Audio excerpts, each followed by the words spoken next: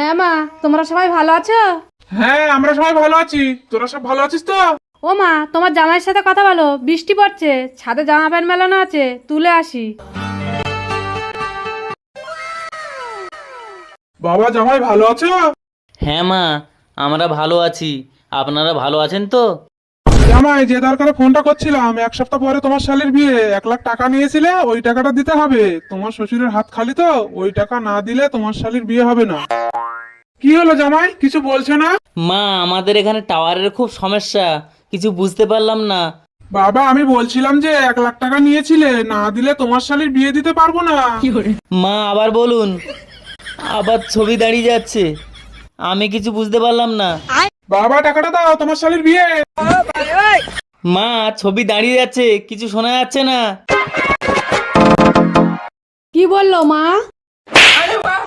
1 সপ্তাহ পরে তোমার বোনের বিয়ে। আমি 1 মাস আগের থেকে যাবো বলছিলাম, আমার আশা পূরণ হলো না, আমি আর যাব না।